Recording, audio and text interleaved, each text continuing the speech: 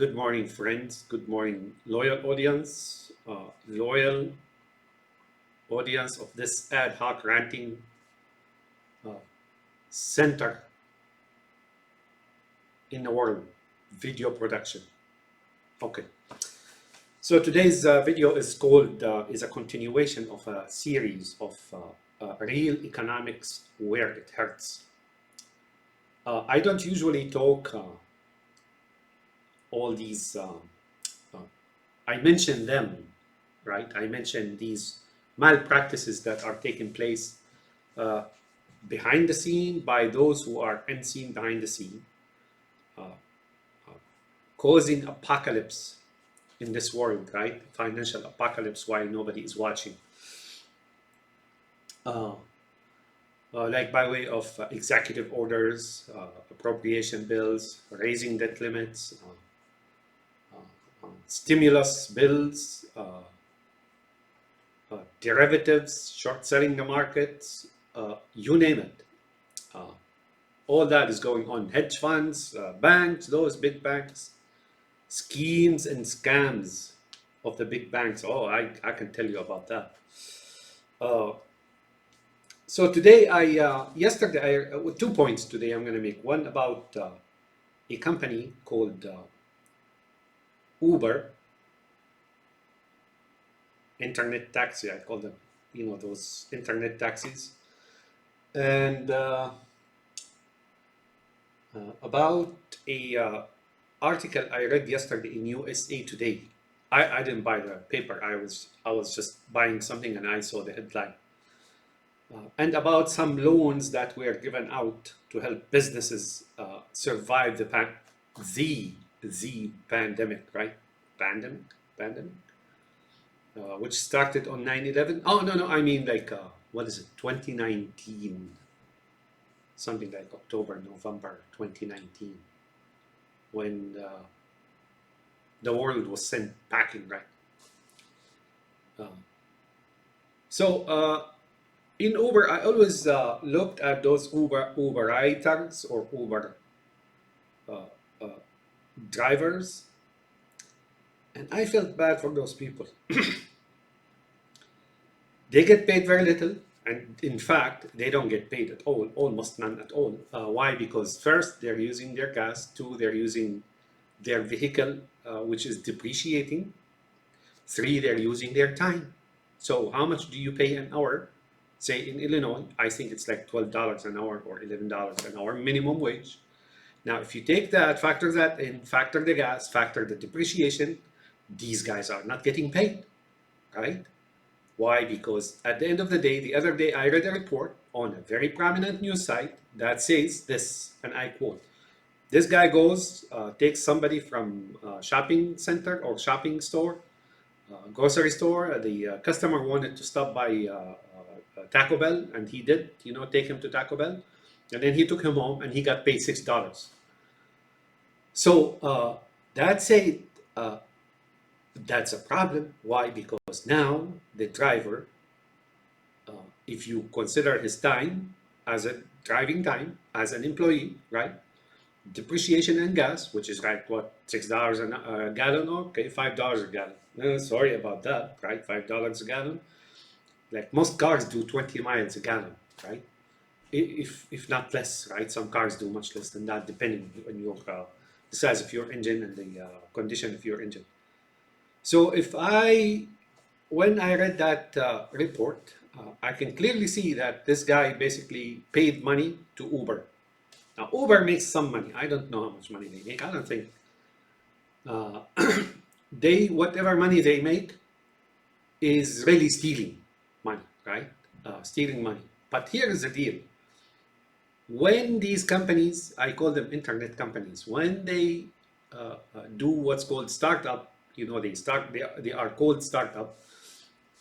After a little while, they get some investors, right? $10 here, $5 there, from Tehran, from Tel Aviv, from Russia, from New York, from Argentina, from China, here and there, right? Everybody throws $10. And then when they go IPO, Rabbi Trump, Rabbi Obama, Rabbi Biden, and before that Bush, and they secure them funding, and you don't hear much about that through all these executive orders, stimulus, and they may even have genius bills, that passes billions for genius people, right? Similar to uh, this Trump's wife who came, I think, to the United States on a visa of geniuses. I don't know what's genius about that corner. I'm looking at the entire family, and I don't see one iota of genius.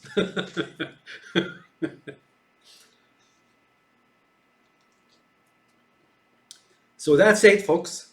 Uh, I am advocating uh, for the driver of Uber or Lyft or whoever it is, right?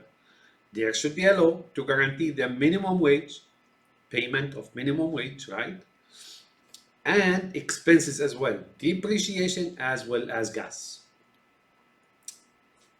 Right? That's fair. Fair enough, right? No? Guess what? Fair enough.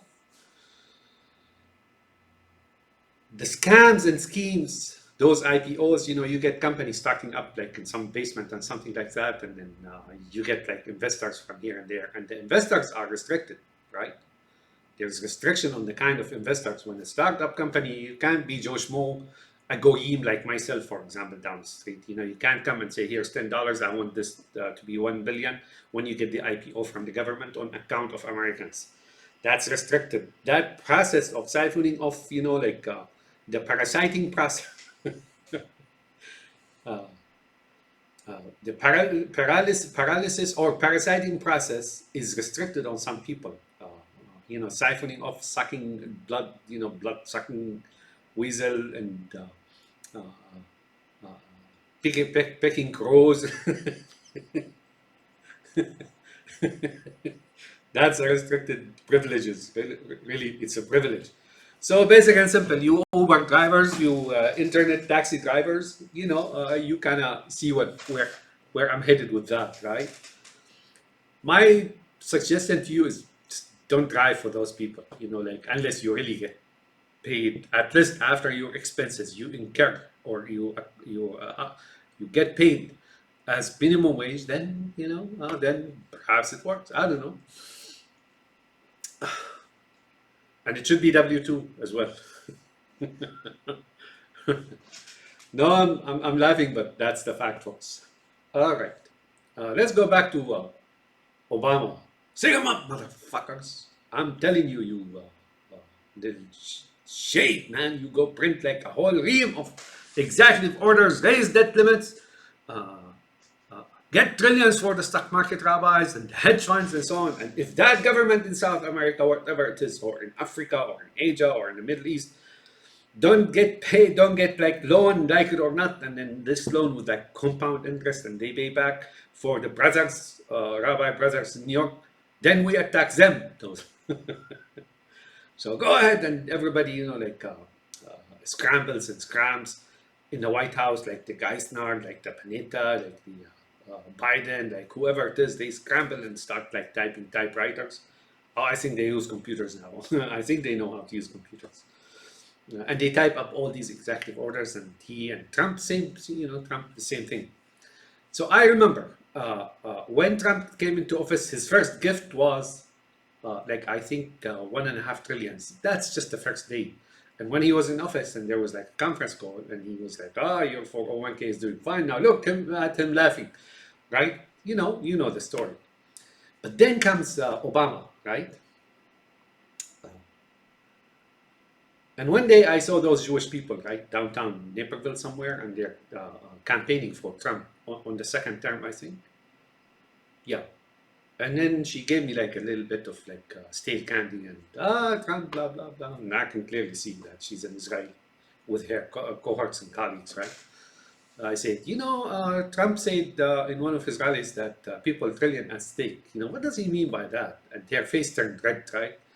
And she says, I don't know. No, she doesn't know. Probably she's given this like 5 cents candy and getting, I don't know what, 1 billion for it on accounts of Americans, poor Americans.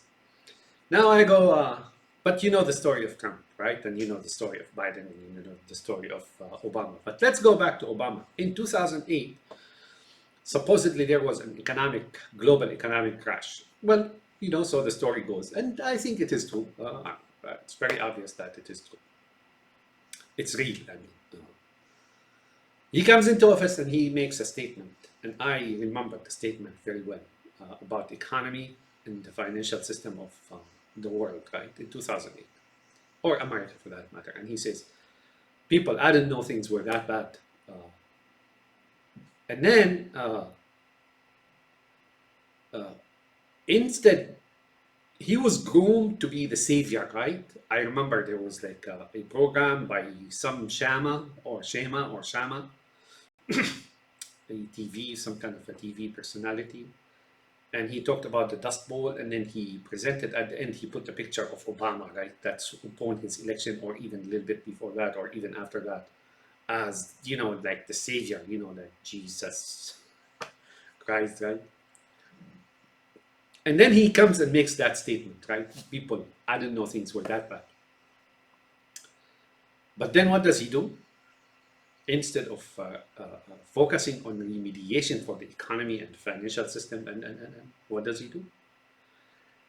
He begins writing massive amount of trillions for the stock market rabbis, and then for him, motherfuckers, like he is gonna destroy America, and he did that.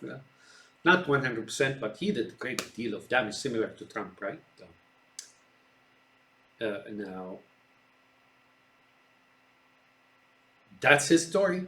Now, here's something for you, black folks, my friends. Right? When Obama came into office, your situation was pretty bad, right? And it has been bad and worsening for hundreds of years, for 500 years. I can't see any people in the world who suffered as long as you did and as much as you did. For you, it's like constant pain, right? It's a constant pain, constant poverty, constant destruction of the family. But when Obama came into office, shepherded by his rabbi brothers, Jesse Jackson, Louis Farrakhan, supposedly Muslim, right? Like himself, like Obama, right? Turns out to be rabbis, right? Masquerading as Muslims, or at least hinting at it.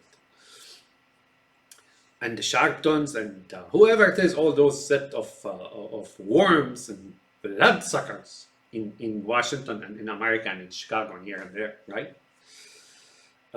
They were happy about bringing him in. Your situation, you black folks, your situation is far worse than it was after Obama than it was before Obama. Period. Obama focused the entire office, the entire power of the executive office, the presidential office, White House, and the Congress, with help from the Congress and the Senate and here and there.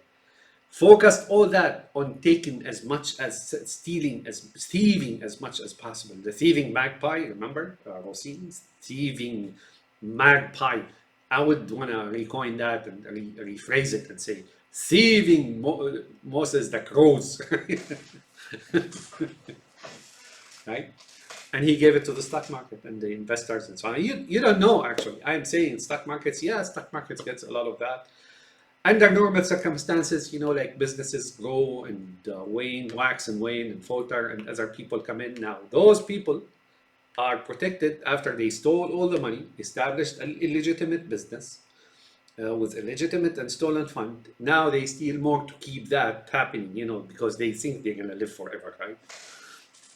Now, after Obama, the blacks' situation, the condition and situation and quality of living for black folks, if there was any, right? It's further deteriorated because of him.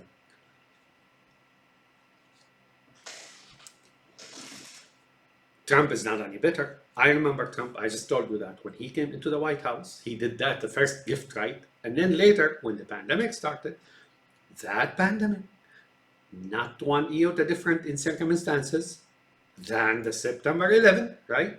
The motives, the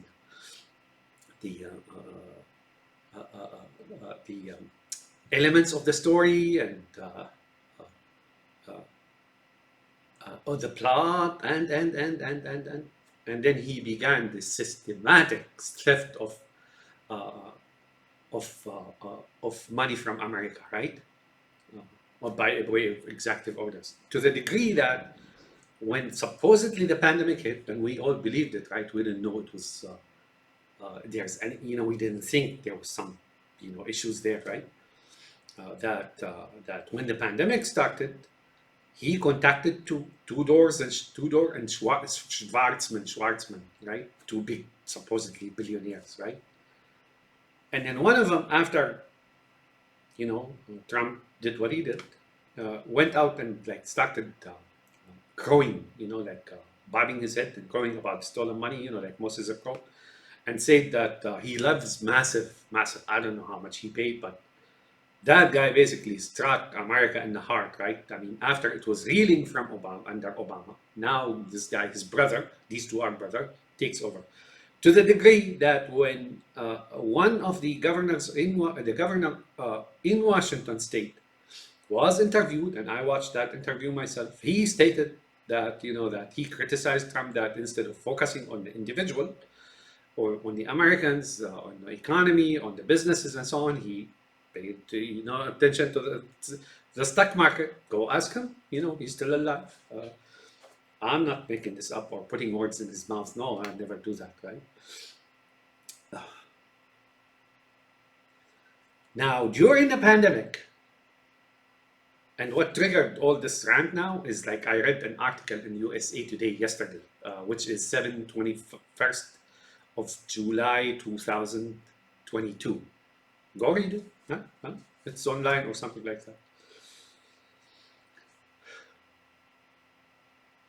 He and the government established a loan, I think it's called PPP or something, I forgot what it is named, and that intended to give money to struggling businesses in America. I don't know if they paid for individuals, maybe they did, I don't know.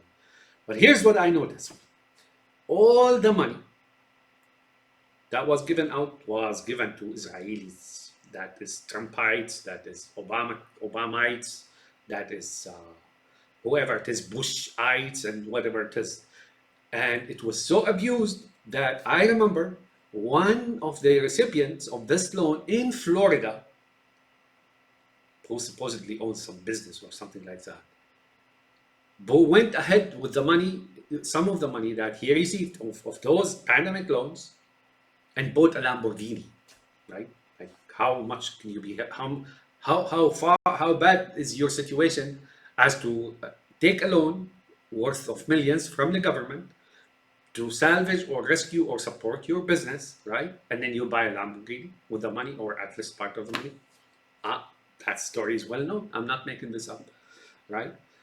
I had heard a report, I don't know how true it is, but maybe it is true, that those companies that went ahead and in the speed of light, at the speed of light, or like a flash, right, manufactured vaccines, all of a sudden, like in less than a month's time, those vaccines were tested, and I heard that this thing, vaccines plus and so on, cost the US taxpayer $2.5 trillion. That's a T, not a B, not an M. $2.5 trillion. Yesterday, I read in the USA Today that this startup of supposedly medical, laboratory manufacturer, vaccine and so on and so forth, received startup. It's just a startup. Received like 219 million from the government, and for what? For nothing, because they really produced nothing or something like that. They just got the money. Similar to when Obama was in office, paying $500 billion to a company called Solindra, right? They do something with the sun, I think. They go up to the solar corona or whatever it is, the sun, they grab some fire from there and bring it down here, and they save energy, and they get $500 billion. Where is it? What happened to it? Nobody knows, right? That's not the only company. I think he paid like many other billions to other companies. I'm not making this up. Ask Ramni. I learned about it from Ramni during the debates, that he criticized him for paying so and so to, whatever companies. One of which was Solyndra.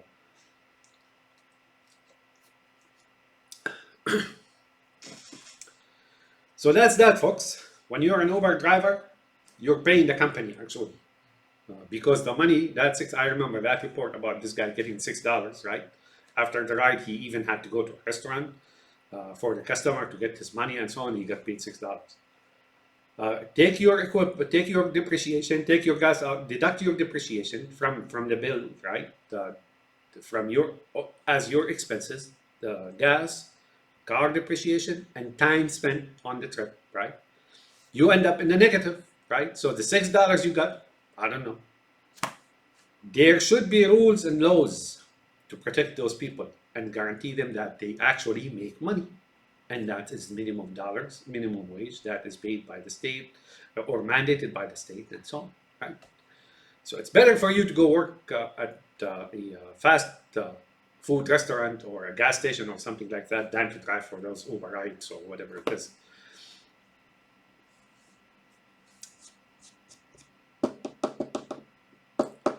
So that's economics where it hurts. Economics where it hurts. Folks, what has been done in the past, stealing trillions and on daily basis and so on, those people, like I likened Obama and his predecessor and his successors and so on as those who are living in a skyscraper. Just suppose like we humans live in a skyscraper, right? And they're living in a penthouse and they don't like it, right? Living anywhere among everybody else. So they basically are taking materials such as columns, such as foundations, such as walls, such as steel rebar and steel work in the frame of the skyscraper, and they're building penthouses way up. And now the skyscraper is barely standing, right? And there are all these like so many penthouses way up on top, and there's no stopping the frenzy, right? They're unable to stop the frenzy.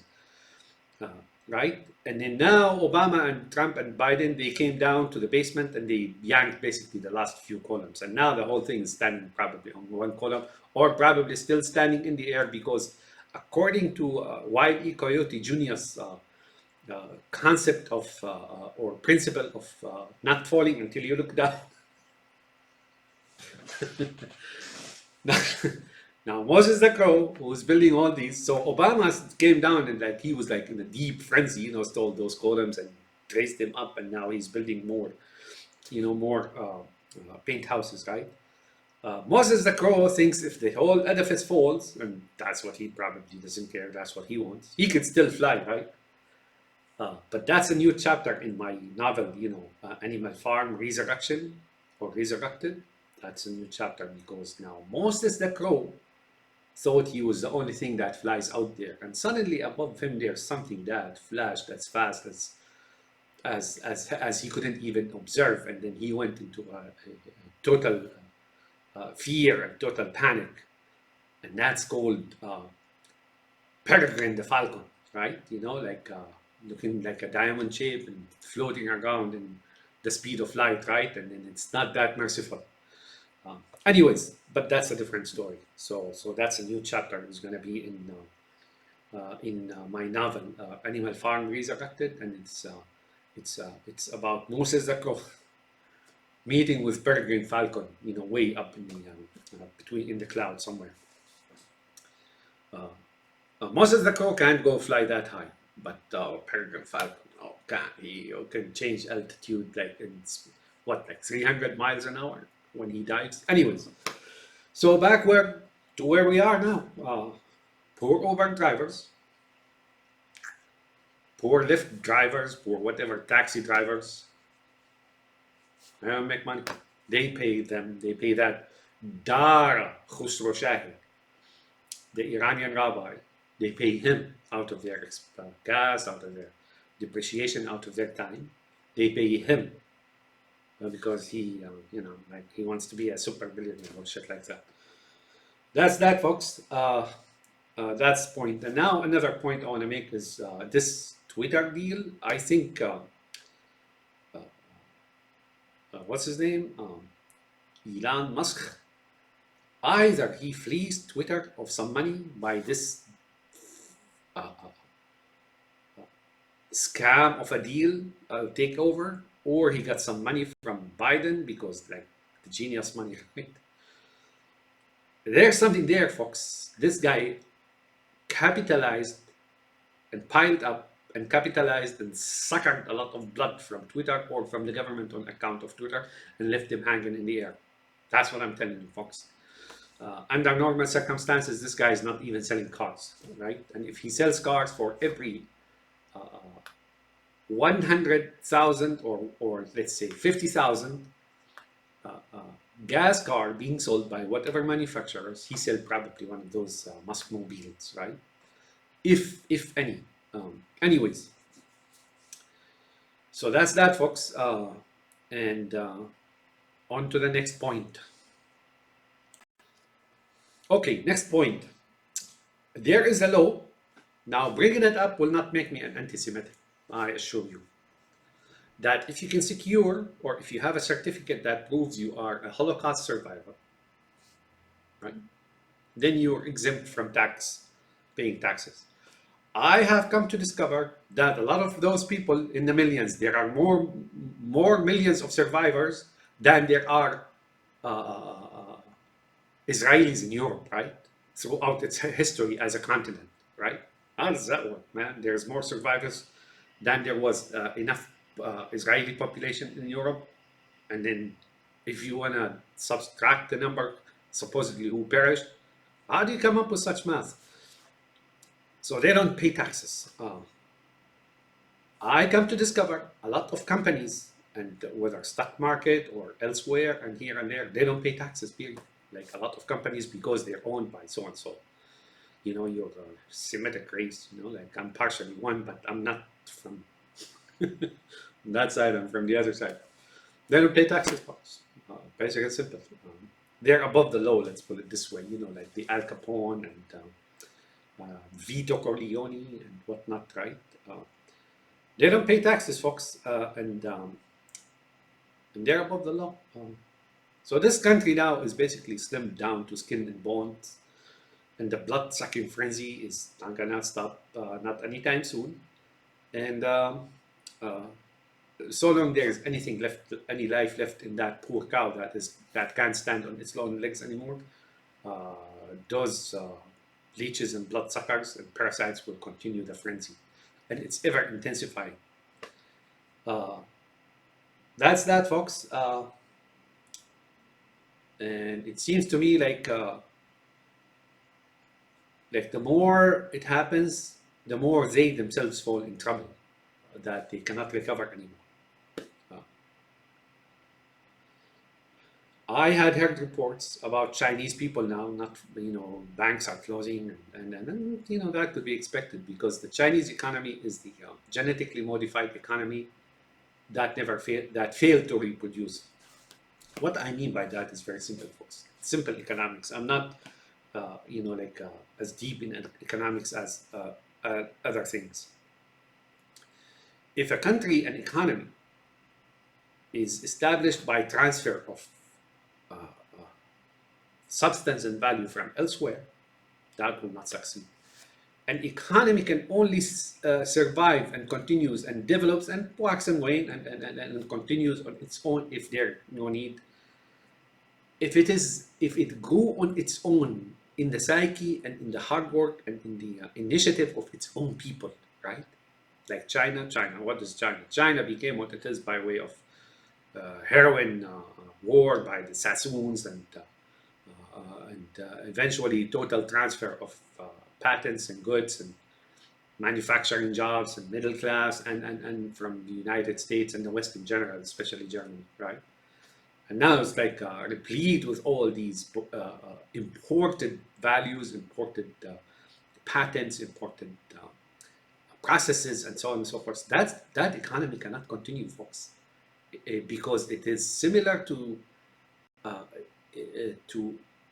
having, you know, if you understand there's a process, if you get two different species that may sometimes look similar and you have them breed, right, they produce an offspring, that offspring will always and always be sterile, right?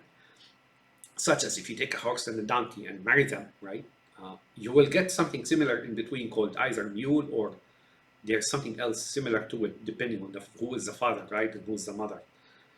That offspring looks like them, sure enough. It got hoofs, ears, long ears.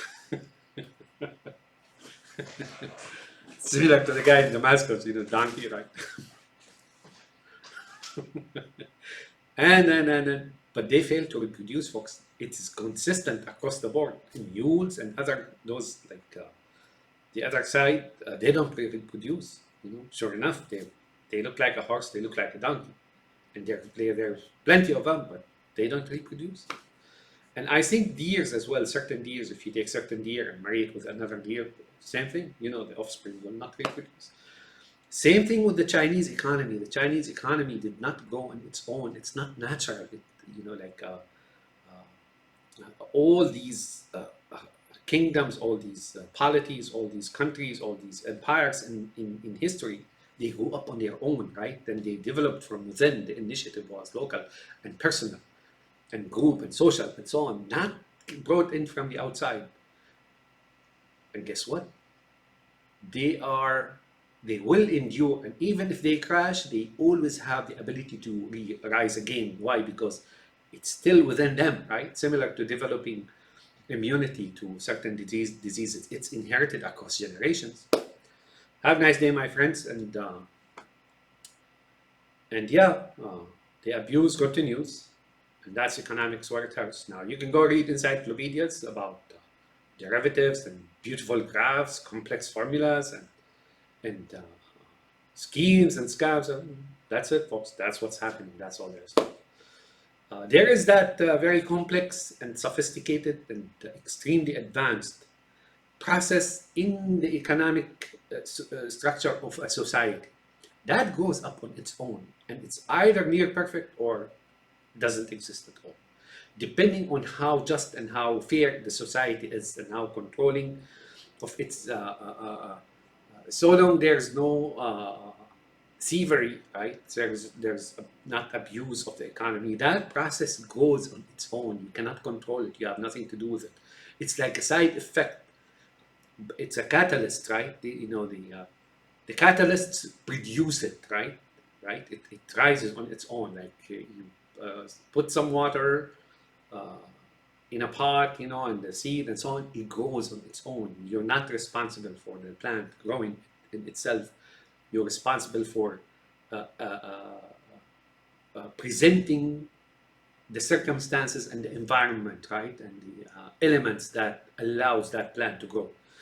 Similar to that process, it's a very complex process, and it's extremely modular and monolithic at the same time, and that goes on its own. And no better example that I can cite here than the Islamic State during the first caliphate, the second caliphate, and the third caliphate, and the fourth caliphate, right? But it was weakening, like it was predicted to weaken. Why? Because corruption always rises, right? Where there is corruption, that process basically dies out. And it's near perfect, folks, and it's so complex and sophisticated. Much of it is used in the West now, but no, not all of it. Like usury and abusery and misery of interest rate. That's definitely a detrimental factor for the health of a social economy, right? I want to bring. You think I'm citing like I'm not citing many instances. I'm going to bring you something up here. A few years back, a certain big bank, I think it's called Wells Fargo, right? WF, right? Was caught cheating. They had added customers to their database, supposedly active customers, and you and I could be one of them, which I never had an account with Wells Fargo, right? Neither have you. Thousands and thousands of accounts were being added to the bank database in order to show that it's viable or has whatever it is. And the government in the back end, whether it's they stick them up, motherfuckers, Obama, right? That. Rise them up, you shake, motherfucker. They give them money because those rabbis at Wells Fargo must have money, right? And then Trump as well. Well, he paid them too, right? Thousands upon thousands, folks. I don't know how many of fake accounts were added to the bank's database, and they were shown as active customers. One of those hunchbacks of the economies who destroyed the economy He's no longer, I think, active, but I think he still is. Blank fund. And he talked about it, and he says, "Oh, we all make mistakes, you know. Like, you really all make mistakes, motherfucker." I remember one time, and I read this report time and again, that this white woman, right, who's all in her own, you know, tried to show herself as black, and she looked as black, right? She dyed her hair, or curly hair, made her hair curly, and so on, and she was taking like $100, $200 of food stamps or government assistance a week. And she was on headlines, and she was prosecuted and so on. And you get facts like these stealing trillions a day. You're getting away with it scot-free. So if you ever wonder what's wrong with the economy, why things are bad, it's not because turtles are so slow, or rabbits go to sleep and get beaten by turtles, or because there's evil around, and it's because those fucks are in fact stealing the hell out of the country, and they have no way of stopping. I'm gonna coin this term for you. Do you know how it says that who lives by this, those who live by the sword die by the sword? It's not always true, because a government for justice in penal system, they have to live by that up to a degree, right? I'm gonna coin a term: that who lives by the dollar dies by the dollar. And that's of course not inclusive. You know, you go make money, work, make money, and then spend it on your family and live like a decent life, and you become an integral part of a social life that is healthy, right? But no, I mean those in New York, right? You live by the dollar, you die by the dollar. Have a nice day, my friends. I hope that helps.